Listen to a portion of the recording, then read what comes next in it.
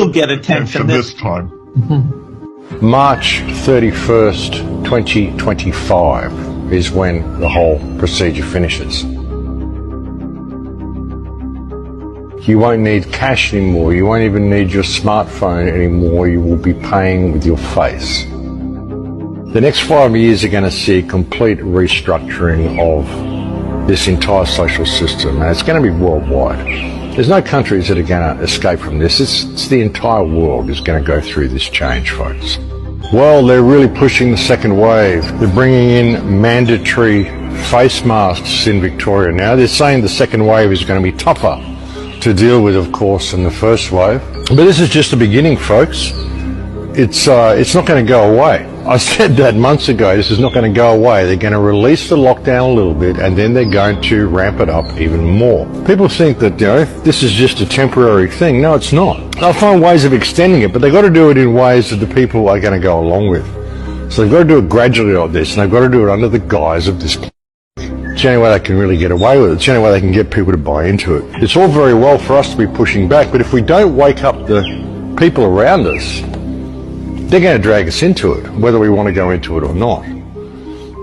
There's also a new action called Protect Our Neighbours, folks. They're wonderful, aren't they? They want you to spy on your neighbours, basically, folks. Like I said, all the sleeping masses are the ones who are going to drag us into this if we're not careful. So there's now a new program whereby you can protect your neighbours by keeping an eye on them and making sure there's social distancing. Basically spying on them and dobbing them in if they're doing the wrong thing under the guise of protecting them. They're doing what they can to continue to push this whole concept of the second wave.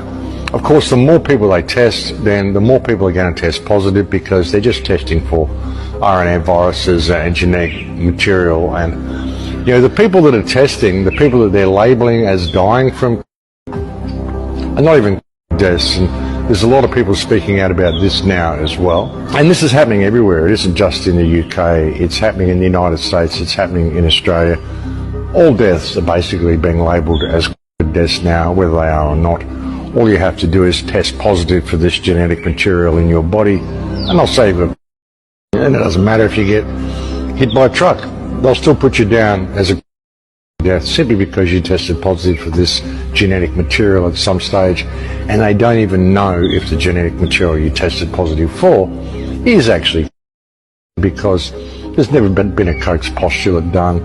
They've never isolated or actually identified this virus as actually existing.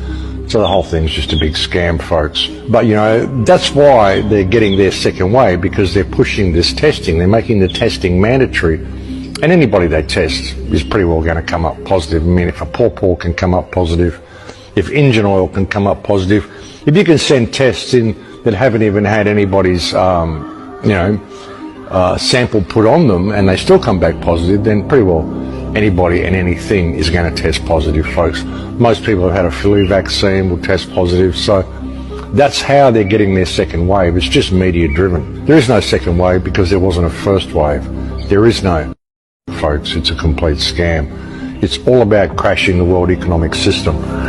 And it's going to get crazier and crazier yet. What they want to do, the COVID pass. I mentioned to you a few reports ago, the COVID pass they want to bring in, the mandatory pass that everybody needs to have to show they're infection-free, all the stuff they want to do. They're trialling it in Africa now. They're calling it a trust pass. Isn't that nice? A trust pass to make sure you're vaccinated. A vaccination record payment system is what they're talking about. This is the payment system. They want you to be scanned, retinal scanned, facial scanned, biometric scans, and that's how you're going to be paying. You won't need cash anymore. You won't even need your smartphone anymore. You will be paying with your face. And of course, you will need a record of vaccination in order to enter the store to begin with. And that's the way they want to play it, folks. March 31st, 2025 is when the whole procedure finishes. Interesting date, folks, 2025. We are set to be in a very, very different reality to what we are now. By 2025, the whole system will be controlled by AI. That's the way it's going. If you can understand AI, and you can understand that AI is working to gain control for itself, then you understand how these computer models work and why they're so, over the top. But if you can think of a way of controlling and corralling human beings, then it all begins to make sense. It doesn't matter if the figures are wrong. They just want human consciousness to go in a certain way. And they want to merge us with the machine. And, the question is, who is they? And when you look at it, folks, it's like they is now AI. The AI is already there.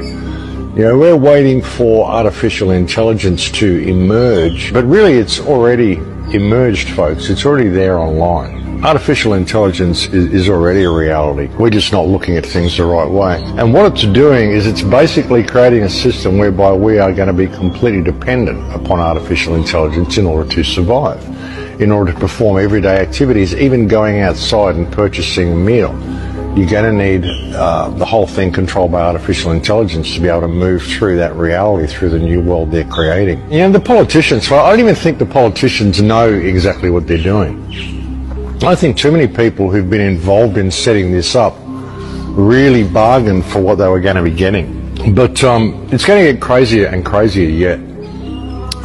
This whole economic system, it's going to go down so hard. The government's now saying, we may have misjudged how bad the economic situation is going to be. No, they haven't misjudged anything. They already knew how bad the economic situation was going to be, which is why they did all this, to cover up how bad the economic situation is going to be. They have to crash the economy, but